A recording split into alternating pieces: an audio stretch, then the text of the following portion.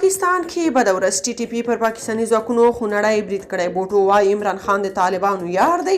جزئیات هم دلته وګورئ او چینل سبسکرایب کړئ. ښکاري چې افغان طالبانو د پاکستان هغه غوښتنه نه ده منلې چې ګنې د ټي ټي پی مشران دوی ته وسپاري او یا هم سولې ته کینوي.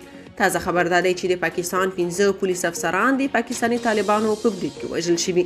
پاکستاني چارواکو د پنجشنبې په ورځ د مارچ په 13 د وري په 10 تایید کړه چې د اورپکو په 2 بریدونو کې د هغه هیواد 15 پولیس افسران وژل شوي او 6 نور ټپیان شوي دي.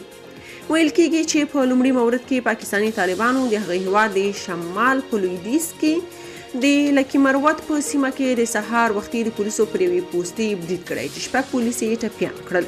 خو 15 پولیس افسران وروسته له هغې ووژل شو چې د ملاتړو ځواکونو موټر د سړک غاړې پر ماین برابر شو.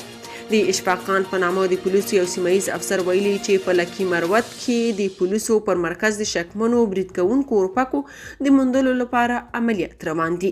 پاکستاني طالبانو یا ټي ټي پی د دواړو بریدونو مسؤلیت په غاړه اخیستی او د نورو سترو بریدونو خبرداری هم ورکړی دی. د ټي ټي پی په بیان کې راغلي چې دوی پاکستان کې د اسلامي نظام غوښتونکي دي او تر څو چې پاکستاني ریاست اسلامي نظام ته غاړه کېنږدي نو دوی به خپلو بریدونو ته دوام ورکړي.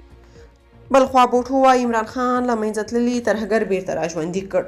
د پاکستان بهرنی چارو وزیر بلاول بوټو د پاکستان ملي اسمبلۍ ته په وینا کې عمران خان د هیواد د اوسني اقتصادي او امنیتي برهان عمده عملیات کړی. وی ویل خان له افغانستان څخه زرګونه ترهګر بیرته کړل او په قبایلي سیمو کې یې میشت کړل. عمران خان له منځه وړل شوي ترهګر بیرته راژوندي کړل. پاکستاني طالبان له افغان طالبانو څخه یوه جلا ډله ده خو په خپلو کې سره اړیکې لري. پاکستاني طالبانو وروسته له هغې په پاکستان کې په خاص ډول د هغه هیواد پر پوځیانو خپل بریدونه زیات کړي چې د 2022 کال په نومبر کې د هغه هیواد له حکومت سره خپل اوربند چې د افغان طالبانو په منځګړیتوب ترلاسه شوی و پای ته ورسو. که تاسو په دې اړه څه نظر لرئ په کومنټ کې شریک او چینل سبسکرایب کړئ.